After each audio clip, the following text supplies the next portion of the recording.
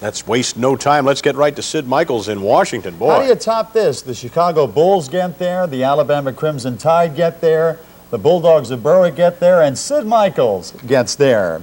Good evening, everyone. The Bulldogs of Berwick continue to enjoy their championship football season, and today it led to the doorstep of the White House. Berwick won the state and national championship for the second time this past season and set record after record in the process. Ron Paulus was named the nation's top player, the top player in the state of Pennsylvania. George Curry, the state and national coach of the year, and today they had a chance to meet the President of the United States, Bill Clinton. Sid Michael now joins us live from the nation's capital for more on Berwick's big day. Sid? Jim, thank you. You know, for the past couple of years, we've been watching these Berwick high school football players develop. We knew that this would be a special team. We knew Ron Paulus was a special player.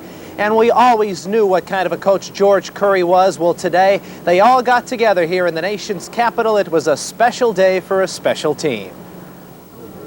After earlier trips to the Capitol and a tour of the National Football League's Washington Redskins layout, came the main event for the Berwick Bulldogs, the meeting on the south lawn of the White House with President Bill Clinton.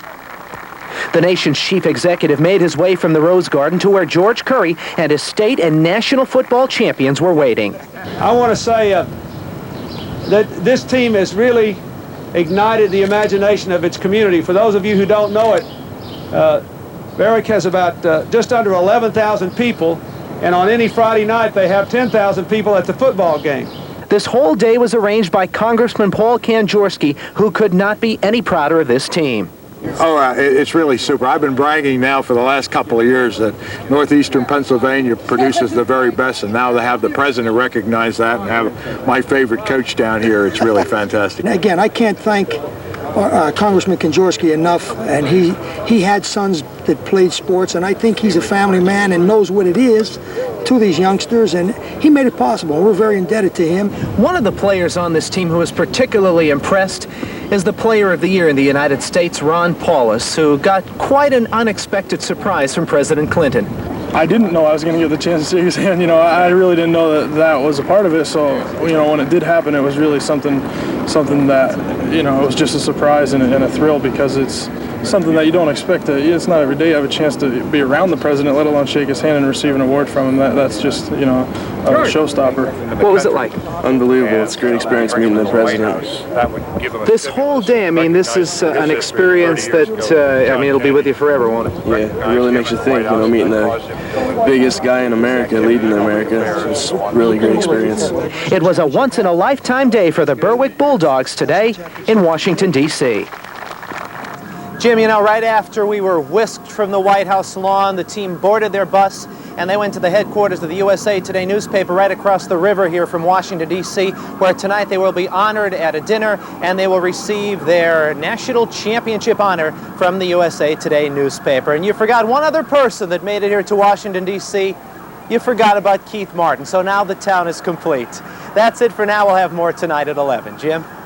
Thank you very much. I'm so used to seeing Sid Michaels standing in stadiums, and it's an honor and a privilege to see him standing today at the nation's capital. We salute the Bulldogs of Berwick on their special season and special day today in the nation's capital.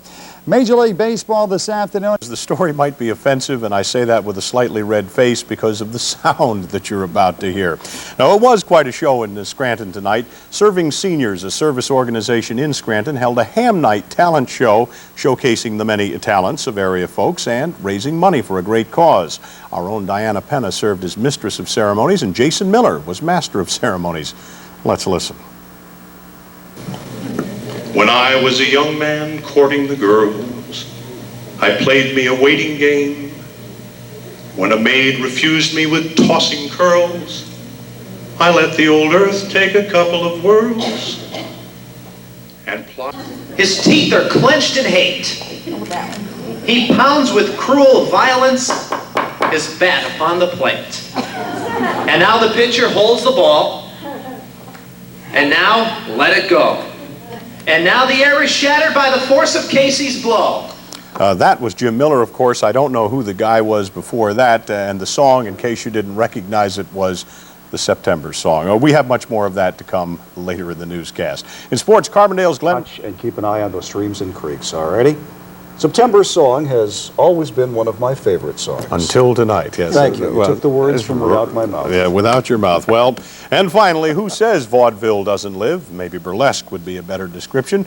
We leave you tonight with more of the Ham Night performance in Scranton and the sports department in its dramatic debut performing Casey at the Bat. For all of us on the team, good night. His teeth are clenched in hate. He pounds with cruel violence his bat upon the plate. And now the pitcher holds the ball. And now, let it go. And now the air is shattered by the force of Casey's blow.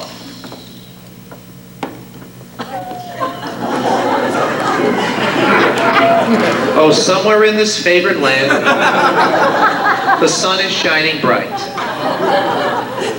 The band is playing somewhere, and somewhere hearts are light. And somewhere men are laughing and little children shout, but there is no joy here in Mudville. Mighty Casey has struck out. When I was a young man courting the girls, I played me a waiting game. When a maid refused me with tossing curls, I let the old earth take a couple of whirls and plied her with tears in lieu of pearls. And as time went along, she came my way.